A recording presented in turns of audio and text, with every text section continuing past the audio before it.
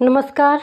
हम हमारे चैनल पर राजस्थान की भौगोलिक स्थिति के बारे में पढ़ रहे थे, जिसमें हमने प्रमुख दर्रों के बारे में और प्रमुख चोटियों के बारे में पढ़ लिया था।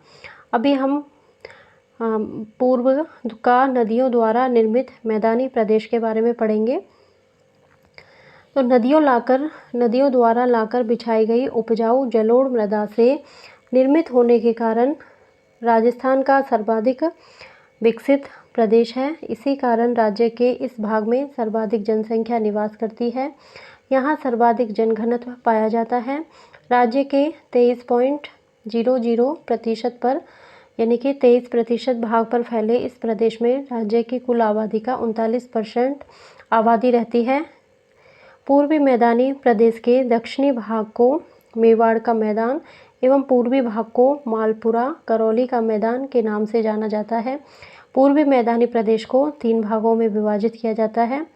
पहला है माही का मैदान।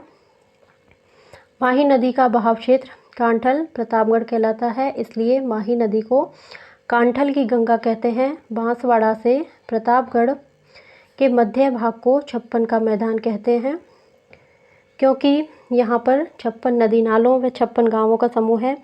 जबकि जालौर से बालोतरा यानी कि बाड़मेर के मध्य फैले पर्वत को 56 की पहाड़ियाँ कहते हैं। माही नदी का विस्तृत विवरण अपवाह प्रणाली में दिया गया है। दूसरा पार्ट है इसका बनास का मैदान।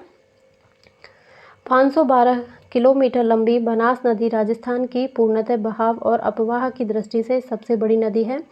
वन की आशा के उपनाम से विख्यात बनास नदी राजसमंद जिले के खमनौर की पहाड़ी से निकलकर राजसमंद, चित्तौड़गढ़, भीलवाड़ा, अजमेर, टोंक, सवाई माधोपुर जिले में बहने के उपरांत सवाई माधोपुर की खंडार तहसील के रामेश्वर गांव में जाकर चंबल में मिल जाती है। टोंक जिले के टोडा रायसिंह तहसील में इस नदी पर बने बीसलपुर बांध से जयपुर और अजमेर के शहरों को पेयजल आपूर्ति की जाती है। तो बनास नदी के बारे में हम आगे पढ़ेंगे। इसका तीसरा पार्ट है चंबल बेसिन। चंबल नदी के बहाव क्षेत्र को चंबल बेसिन कहते हैं। राजस्थान की सबसे लंबी नदी चंबल नदी है, जिसे राजस्थान की कामधेनु कहते हैं। चंबल नदी का बहाव क्षेत्र राजस्थान के चित्तौड़गढ़, कोटा, सवाई माधोपुर, करौली, धौलपुर जिलों में है।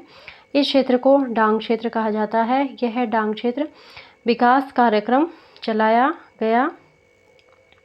चंबल नदी को भी हम आगे पढ़ेंगे। अब है बाणगंगा का मैदान।